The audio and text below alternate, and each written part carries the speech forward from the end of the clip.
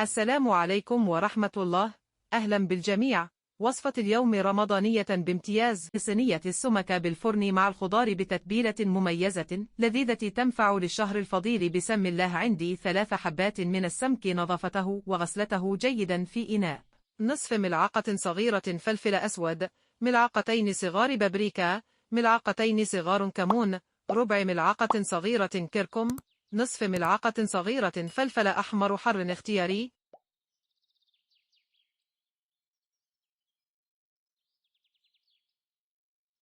4 ملاعق كبيرة عصير الليمون،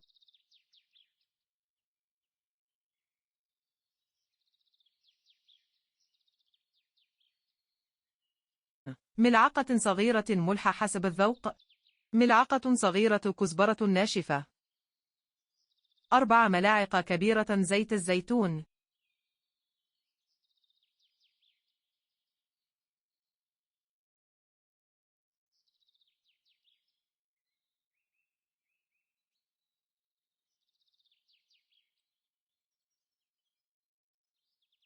بقدونس وكزبرة، 4 فصوص من الثوم المهروس. نمزج الكل جيدا وبعدها نضيف تقريبا ملعقتين كبار ماء، نتبل السمك جيدا ونتركه على جنب.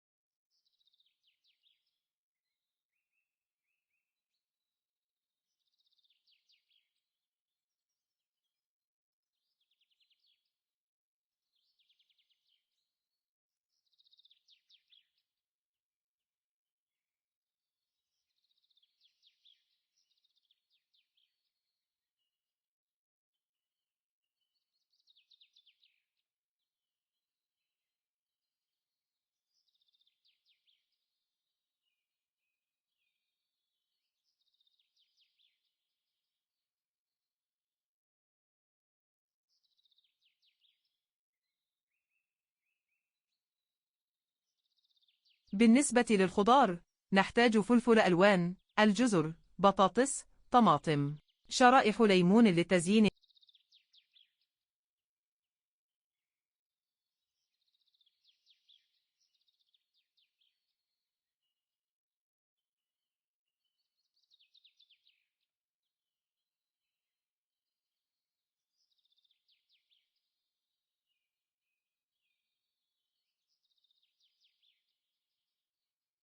ثم نأخذ صينية ونفرش الخضار فيها وننزل السمك كما هو موضح في الفيديو، ونزينه بحبات الفلفل والليمون وزيت زيتون على الوجه، ونغطيه بورق الزبدة والألمنيوم.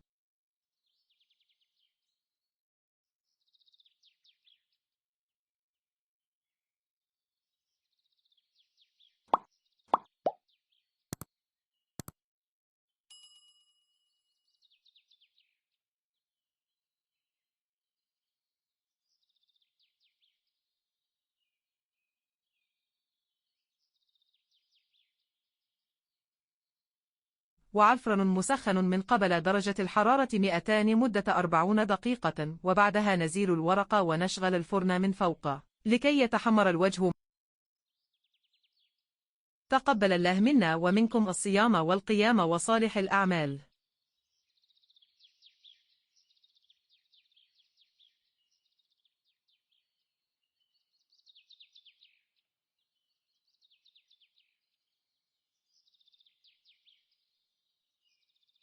ما شاء الله، أنا ما تركت فيه المرق كثير، أحبه أن يكون ناشف، وأنتم لكم الاختيار. جربوه روعة ويجهز بسرعة، ينفع كوجبة في فطور رمضان.